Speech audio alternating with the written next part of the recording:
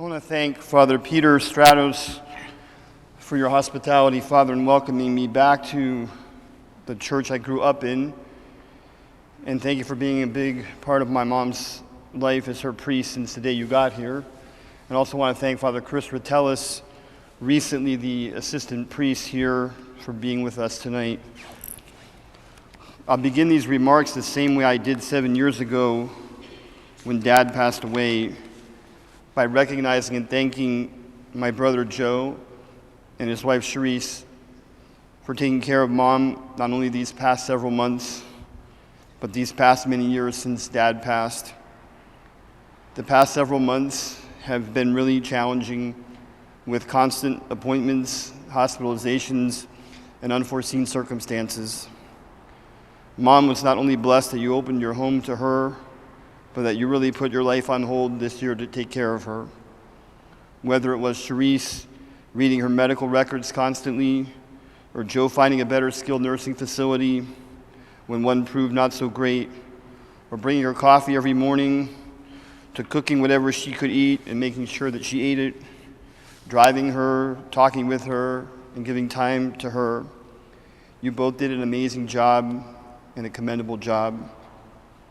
This last week, as Mom's life ebbed away from her, she was so lucky to be surrounded by you and be in your home and not in the hospital. I'm reminded of the words of a poem, Safely Home. You got Mom through the last and most perhaps challenging moments of her life, making sure she died in peace and that she is now safely home with the Lord. What a blessing that she spent her final months playing with your children, Nicholas, Michael, and Leah, who no doubt boosted her spirits and helped her hold on a little longer to joy and to life. Thank you, Joe, for stepping up to the plate, as you always do. If I was going to give this eulogy a theme, it would be, "Don't tell me I can't." So many times, Mom's life took a turn that challenged her, and each time when it didn't look like she could succeed, she took a "don't tell me I can't" attitude, along with some innate creativity, and lived a life that was both complete and admirable. Mom was born on March 12, 1943, in Detroit, Michigan. She attended public high school and studied secretarial skills. She was only 16 when her father passed away in 1959. She graduated high school a semester early and began working as a legal secretary to support her family. We know that a college degree opens a lot of doors for people in the world. Mom never went to college, but she was one of the most intelligent people I've ever met. It was "don't tell me I can't," as she learned more about the law than most lawyers. She would have made a great attorney. She knew a lot, especially about real estate and estate planning. I remember when we were kids that Mom and I used to take long walks around the neighborhood, and she would teach me about investing, the stock market, IRAs, real estate, and lots of other things. With our dad having a law degree in Greece, though we never pursued anything with it in America, and Mom having so much experience in law, it's no wonder that Joe has been so successful in his practice of law. You got good law genes from Mom and Dad. And Joe, you definitely got the intelligence gene from Mom, as you are one of the most, if not the most, intelligent person I've ever met. Mom met Dad because his immigration papers were going through at the law office where she was working in Detroit. They dated and they got engaged on Valentine's Day, 1968. I guess they really knew they wanted to be married, and quickly, because when they went to the priest to set their wedding day, he told them they'd have to get married by March 1st, or they'd have to wait until after Easter because weddings aren't allowed in the church during Lent, which was going to begin on March 2nd. They were only engaged a couple weeks because once they decided to get married, no one was going to hold them back. Mom and Dad were married on March 1st, 1968 at St. Nicholas Greek Orthodox Church in Detroit. In an interesting note, the priest that married them had recently relocated to Detroit. He had been the first full-time priest of a church in Tampa, Florida, where I now serve. He told Dad that day, "If it doesn't work out with the American girl, You can try this again up to 3 times. Mom's answer was, don't tell me we can't have a long marriage. Turns out the priest was wrong, as Mom and Dad were married for 46 years until the day of his death. On their honeymoon, Mom and Dad came to Southern California to escape the cold of Michigan. They returned and got snowed in 3 more times and decided, don't tell us we can't enjoy warm weather all year round. And within a year, they had relocated to Southern California, and on their first anniversary, they moved into the house in Whittier, where she lived up until a few months ago. Mom and Dad had a lot of faith. Mom grew up Lutheran, and Dad had obviously grown up Orthodox. Mom was really into her church. She taught Sunday school as a young adult. Not really sure how much Dad was into church, but it wasn't as much as Mom. The Sunday after their honeymoon, Mom told Dad she wanted to go to church, and they went to her church. Dad didn't care for the service, so she said, okay, they'd go to his church the next Sunday. She called and found out that the service started at 10 a.m., but Dad said it was okay to go at 11, that everyone went late. Mom had them there at 10. I think she actually helped Dad be a better Christian. And after 4 years, she finally decided that she would become Greek Orthodox. After years of trying and a miscarriage, they were told they wouldn't have kids. Don't tell us we can't, was their answer. Mom and Dad got on their knees on March 14, 1971 at St. John the Baptist Greek Orthodox Church in Anaheim on the Sunday of the Holy Cross, and they asked God for a son, promising him to name him Stavros for the Holy Cross, and promising to give him back to the church. I was born on March 14, 1972, a year to the day and the hour of their prayer. One of the greatest gifts Mom gave us was that she read us the Bible, and she made sure we went to church every Sunday. On the drive to and from church, she would read from this book called Lives of the Saints and Major Feast Days. I always knew the story of how I got my name, but it wasn't until I was 21 and came home one day to tell them I had decided to become a priest that they told me the part of the story that included their promise to give me back. Mom told me that she never wanted me to feel pressure to go to the priesthood. She only told me about their promise when I had come to that decision on my own. The reality is that this ministry took me far away from home when I left for the seminary in 1994. They got a second son, Joe, and they got to keep him close by. Dad and Joe shared the same birthday. Mom told us that Joe arrived early and quickly. Dad had to rush to the hospital to be there in time for Joe's birth.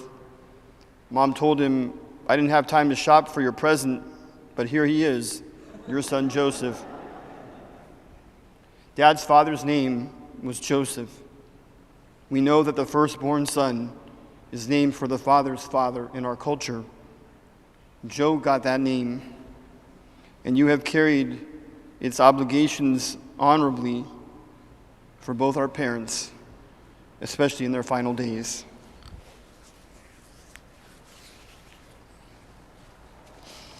The greatest gift Mom gave us and Dad gave us was our faith.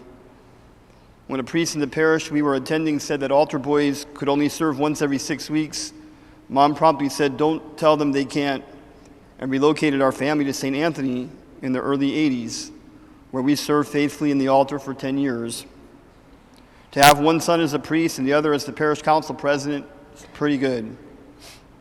Mom, thank you for making sure that we grew up with faith. On that note, I wish to acknowledge the many friends that are here that we met in this community in the 80s and the years since then. You've been lifelong friends and love both our parents, and we are thankful for the important role you played in their lives. And I'm thinking about many of them that have gone on to their rest, and hopefully they're at the gates greeting Mom today. In our early years, we never had a lot of money. Mom and Dad shared a car, a beat-up old green Chevy Nova that I don't think had seatbelts in it. Dad rode the bus to work. Mom stayed at home with us. Mom was really creative when it came to our finances. If there was a coupon clipping contest, Mom would win hands down. If there was a way to stretch $1, Mom did it. Mom could have been a professional seamstress. She made most of our clothes. Joe and I wore matching sailor suits to church as toddlers and later she made us three-piece suits. She made us sweatshirts and made my goalkeeper jerseys when we played soccer. Mom made amazing Halloween costumes each year. Whatever we wanted to be, she made the costume from scratch, whether it was Darth Vader or a Roman soldier or an alligator. Mom made props for school plays, a huge wooden fire truck in the backyard, cowboy chaps, and all kinds of fun stuff. She was extremely talented in making things. When a man gets ordained as a deacon, he wears a white robe that represents the sheet from his baptism. Mom had saved the sheet from my baptism. She saved everything. And she made that into that robe, which I still have, and one day I will be buried in. When I was first ordained, Mom also made me 40 red communion cloths that I use to distribute Holy Communion, so that her handiwork has literally been part of every divine liturgy I've ever served. Mom was awesome when it came to baking. She was not going to spend money on a birthday cake when she could make one that was better than any we'd find in the store. Her Greek pastries were better than most of the ones made by the people from Greece. Sorry, no offense. Her koulouraki and vasilopita were my favorites. No one makes those things like Mom. I was thinking today of how she used to make arto bread. On my name day and Joe's name day, she'd have an artoclasia every year, and her sweet bread was really good. It was so good that when she would go to the priest to ask, can we have an artoclasia, he would never complain. He would say, just make an extra loaf for me. And every year on Kimisis, we'd go to Long Beach for Vespers, and there'd be hundreds of breads on the table down there. And all the priests would go at the end and scout out one to take. And our priest, he knew which one was Mom's. He was tearing through the table like, I'm taking one of those. Mom was committed to being a stay-at-home mom for as long as she could. To make some money, she started doing daycare for our schoolmates. Mom, the daycare lady, had a special jacket she made depicting kids playing on the playground. But daycare meant way more than her sitting around watching kids play. Mom took a bunch of us kids, piled in the beat-up car with no seatbelts, to lots of places around town, like the fire station, the police station, even the city landfill, and we learned all kinds of things from her field trips. When we got older, Mom really wanted to travel with us. She organized elaborate vacations for our family. These were not staycations. It was up and going somewhere new every day. One year we took 2 weeks to tour the Southwest. The next year it was up to the Northwest and into Canada. We drove on these trips, by the way, because we couldn't afford to fly, and Mom knew that the joy was in the journey, not the destination. Vacation number 3 had us driving across the country. Dad didn't drive interstates, so Mom did all the driving. We drove all the way to Florida, where we went to Kennedy Space Center and Disney World. By this time, we had upgraded our car to a Honda Accord. When we got to Miami, our car got stolen, filled with our clothes and souvenirs. Mom said, don't tell us we can't have souvenirs, and drove us all the way back to the Kennedy Space Center to buy us more souvenirs so that we wouldn't return home empty-handed. By the way, for those who are watching from Tampa, and I thank you for tuning in tonight, this was my first experience of Florida and my only experience prior to being assigned there. So in case you're wondering if I was nervous when I moved there, the answer is definitely yes. The next year, she took all of us on a vacation for a month. We went all over the Midwest, the upper Midwest, all the way to New York and Montreal. We visited Detroit for the first time since she left 17 years earlier. Drove by her old house quickly with the windows up. It was no longer a nice neighborhood. The church where they got married was now a mosque, and the community had now moved out to the suburb of Troy. An interesting note, the retired priest that serves with me in Tampa was the priest of that church in Troy for many years. It's a small world. We visited cemeteries to see where Mom's relatives were buried. We did genealogical research on her relatives. Her ancestors had come from Germany to Michigan in the mid-19th century. They were fur traders and Lutheran missionaries. Thanks to Mom, we visited most of the United States. I'm up to 47 states. In later years, Mom enjoyed traveling to Greece with Dad and with Joe. Mom also enjoyed her trips to Massachusetts, Connecticut, North Carolina, and Florida, the places my ministry has taken me. She visited my parish in Tampa, Florida many times, even made a few friends there. And I want to again acknowledge the parishioners from St. John who are watching online tonight, and thank you for being here with us virtually from across the country. Mom drilled this "don't tell me I can't" attitude into me and Joe when we were school students. She pushed us academically. She was generous with her time with us, always willing to help with homework, though not do it for us. She would tell us that to be the best at something, you either have to outsmart everyone or outwork them. And because there would always be someone smarter, we needed to learn to work hard. She told us that if a teacher told us to write a 10-page paper, we should write a 30-page paper, and there was no way we weren't going to get an A. When I was in 8th grade, I wrote a 60-page paper that she volunteered to retype for me. Mom could type 120 words a minute. I definitely get my typing gene from her. When she saw how long it was, she told me I'd be typing my own papers from then on. There's no question that Joe and I know how to work hard and long hours. And there's no question we got that work ethic from Mom. That doesn't mean that Mom wasn't fun. She was never too busy to hit baseballs to us in the front yard. Yes, Mom could swing a baseball bat pretty well. Go to our sports games, complain to our coaches when she didn't feel like we were getting enough playing time, or sit down and play a board game or work a puzzle. Mom was generous in opening our house to people. I can't believe how many high school and college friends have commented on my Facebook page that they remember being in our home and that Mom was always welcoming and always had a lot of food for them to eat. Through our marriages, Mom got 2 daughters-in-law, Lisa and Charisse. I would like to thank both of them for loving our mom, who wasn't always the easiest about sharing her sons. She was blessed with 4 grandchildren, Nicholas S., Nicholas J., Michael, and Leah. She loved all of you immensely. She loved visiting Nicholas S. in Florida and loved being able to see Nicholas J. and Michael each week and in these last months every day.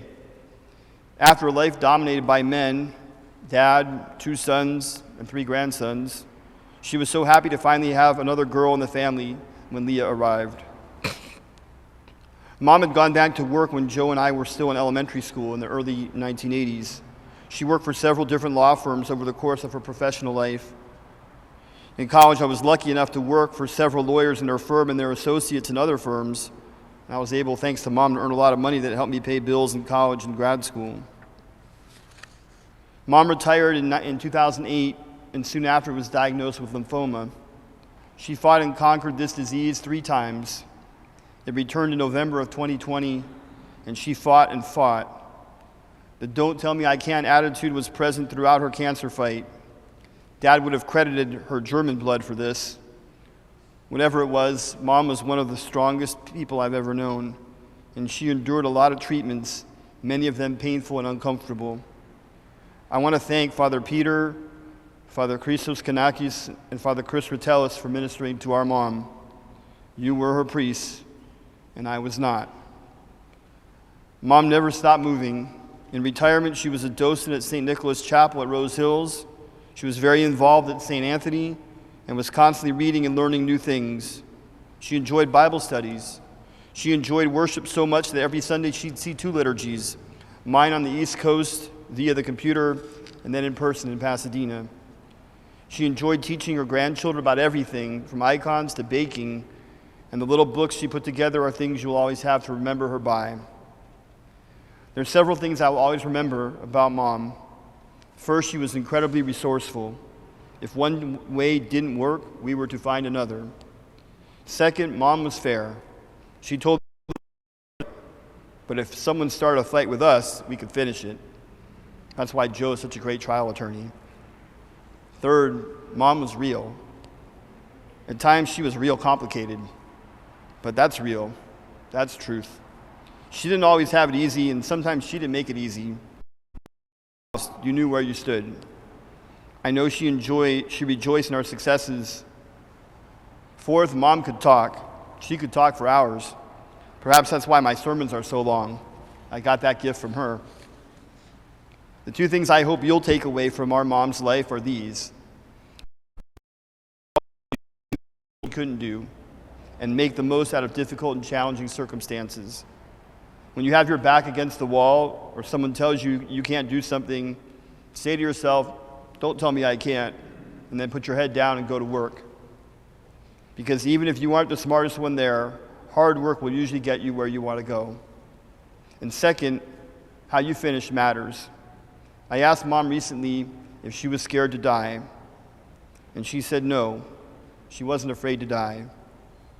She believed in God, and that is a comfort.